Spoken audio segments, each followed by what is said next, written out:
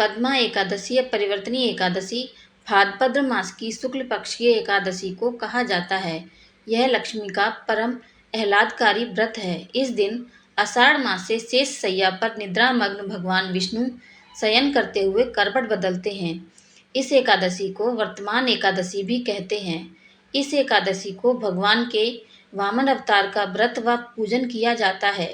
इस व्रत को करने से सभी प्रकार के अभिष्ट सिद्ध होते हैं। भगवान विष्णु के बौने रूप वामन अवतार की यह पूजा वाजपेयी यज्ञ के समान फल देने वाली, समस्त पापों को नष्ट करने वाली है। इस दिन लक्ष्मी का पूजन करना श्रेष्ठ है, क्योंकि देवताओं ने अपना राज्य को पुनः पाने के लिए महालक्ष्मी का ही पूजन किया था। इस दिन व्रती को चाहिए कि प्रातः स्नान आदि से निर्वृत्त होकर भगवान वामन जी की प्रतिमा स्थापित करके मत्स्य, कूर्म, वराह आदि नामों का उच्चारण करते हुए गंध पुष्प आदि से विधि पूर्वक पूजन करे। दिन भर उपवास रखे और रात्रि में जागरण करे। दूसरे दिन पुनः पूजन करे तथा ब्राह्मण को भोजन कराए व दान दे। तत्पश्चात स्वयं भोजन करके व्रत को समाप्त करे। व्रत कथा।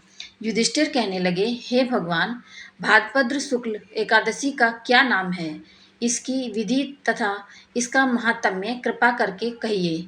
तब भगवान श्री कृष्ण कहने लगे कि इस पुण्य, स्वर्ग और मोक्ष को देने वाली तथा सब पापों को नाश करने वाली है। उत्तम वामन एकादशी का महात्म्य मैं तुमसे कहता हूँ, तुम ध्यान पूर्वक सुनो।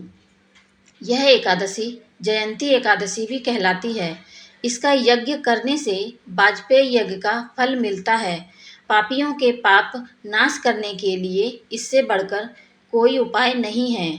जो मनुष्य इस एकादशी के दिन मेरी वामन रूप की पूजा करता है, उससे तीनों लोग पूज्य होते हैं। अतः मोक्ष की इच्छा करने वाले मनुष्य का इस व्रत को अवश्य करें। जो कमल नयन भगवान का कमल से पूजन करते हैं, वे अवश्य भगवान के समीप जाते हैं। जिसने भाद्रपद शुक्ल एकादशी को व्रत और पूजन किया, उसने ब्रह्मा विष्णु सहित तीनों लोगों का पूजन किया। अतः हरिवासर अर्थात एकादशी का व्रत अवश्य करना चाहिए। इस दिन भगवान करवट लेते हैं, इसलिए इसको परिवर्तनी एकादशी भी कहते हैं। भगवान के वचन सुनकर युधिष्ठिर बोले कि हे भगवान, मुझे अति संदेह हो रहा है कि आप किस प्रकार सोते हैं और करवट लेते हैं तथा किस तरह राजा बलि को बांधा और वामन रूप रखकर क्या क्या लीलाएं की। चतुर्मास के व्रत की क्या विधि है तथा आपके शयन करने पर मनुष्य का क्या कर्तव्य है, सो आप मुझसे विस्तार से बताइए।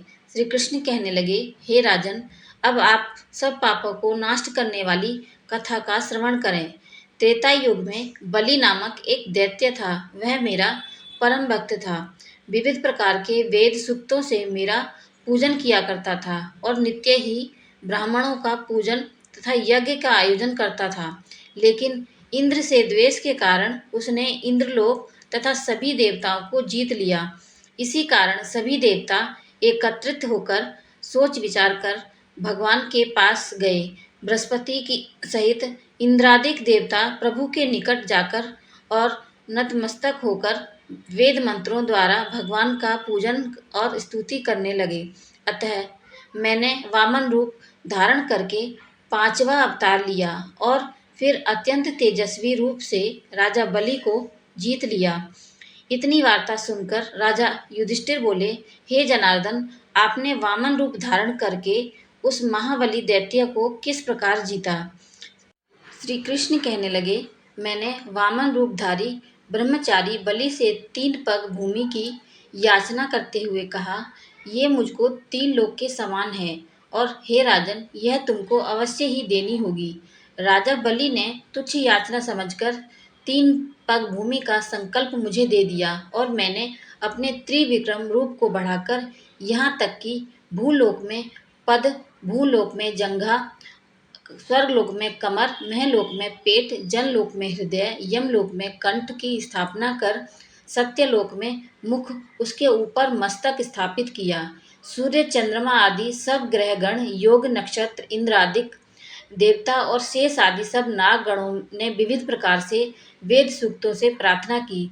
तब मैंने राजा बलि का हाथ पकड़कर कहा कि हे राजन, एक पद से भूमि, दूसरे पद से स्वर्गलोक पूर्ण हो गए, अब तीसरा पग कहाँ रखूं? तब बलि ने अपना सिर झुका लिया और मैंने अपना पैर उसके मस्तक पर रख दिया, जिससे मेरा वह भक्त पाताल लोक चला गया।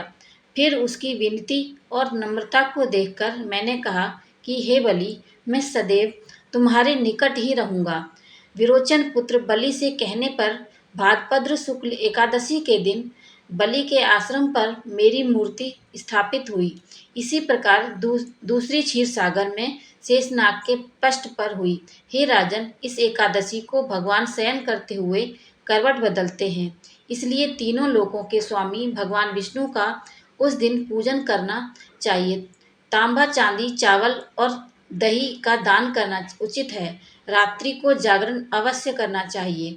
जो विधि पूर्वक इस व्रत एकादशी का व्रत करते हैं, वे सब पापों से मुक्त होकर स्वर्ग में जाकर चंद्रमा के समान प्रकाशित होते हैं और यश पाते हैं। जो पाप नाशक इस कथा को पढ़ते या सुनते हैं, उनको 1000 अश्वमेध यज्ञ का फल प्राप्त होता है। जय श्री हरि विष्णु।